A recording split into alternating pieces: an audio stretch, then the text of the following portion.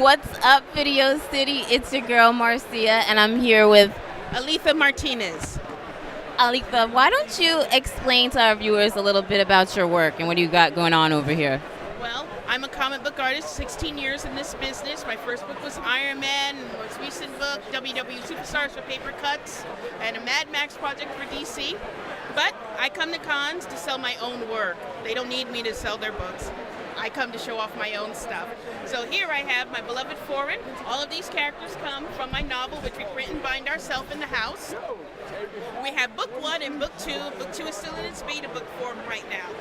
We also have my superhero title, Yumi and Ever. It has 4 issues, but we only have issue 1 left. Thank God, it's been a good show for us.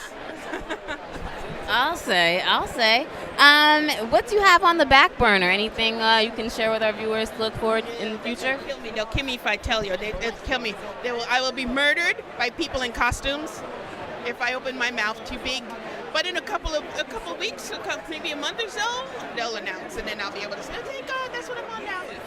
I love your artwork and your graphics here. It seems very original. I haven't seen anything like it. It seems very, I want to say, modern pinup-esque in some of them. Why not? We like looking at them. I want you to look at them. I want you to enjoy them. I did them that way so people could see them.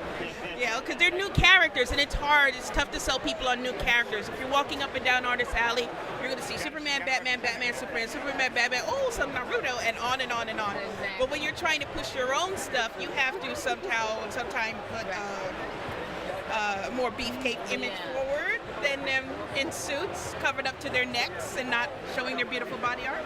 Yeah. Can you tell us a little bit more about your characters and try and get some of our viewers hooked in a little bit?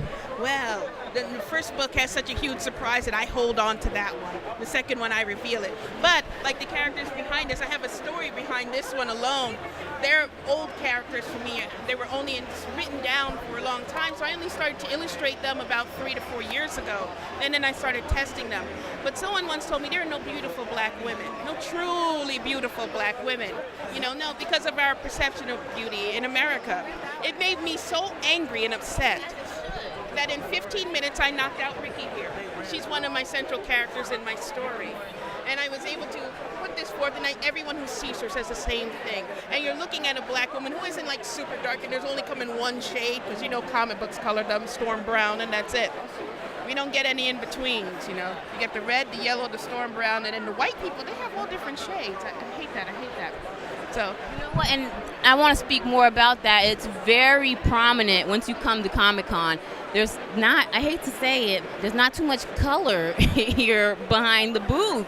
So anytime you see it, it's kind of shocking. And we need more of that in this industry, in the comic books. There needs to be more ethnic and diversity shown through it, right?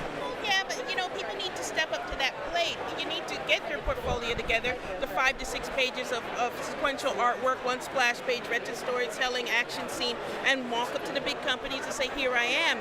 If you keep it all to yourself, they're never going to change the scene. Marvel and DC don't see us. They don't see independence. They wonder why I'm doing independent work and not just enjoying working for them alone, because I came here to tell a story. I realized I need to tell my own story of that too. Or what was the point? What was the point of working 16 long years and never ever putting out your own book ever? That's No, that's not the business. But I'll tell you what is the business. This. Where can our viewers find you and read up about this and learn more about you? You go to my website, www.ariadstorm.com. I'm Aletha Martinez on Facebook, ariadstorm.com on Twitter. I'm Instagram, it's ariadstorm, not Aletha Martinez there, because that's someone else. The people set up BatGirl or whatever other pages, so you'll be talking to other people, not me. Now, do you have any advice for aspiring writers in the comic world? Like, where can they get started, and how can they get to where you've gotten to?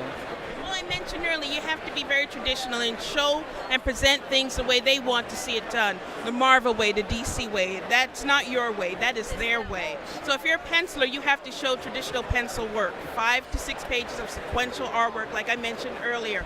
1 splash page, action, and quiet scene talking. You have to be bold, go up to editors, show it to them. They only have moments at a con to see you, if at all. And they're looking to see if, can I follow directions? Can you do this? Don't show them color work if you want to be a penciler. They're not looking, they're already uninterested in your work. If you're an inker, do not ink your own work. Get other people's work, superhero work, ink that, present it to them, pencil and ink, 5 to 6 pages the same way. That is you have to go through a traditional route. You can't just bring them, oh, this is my beautiful finished book. They can't tell what you've done, what's been layered to look like something else, because remember, books are done in many layers, even independent books. You need to show your pure pencils, your pure inks, your pure whatever you are. You heard all that? You have to stick to the main formula that works. It's about tradition. You can't just fly off the rails and submit whatever you want to submit just because it looks good. Okay? She's giving you golden advice here, you future artists out there. Listen up.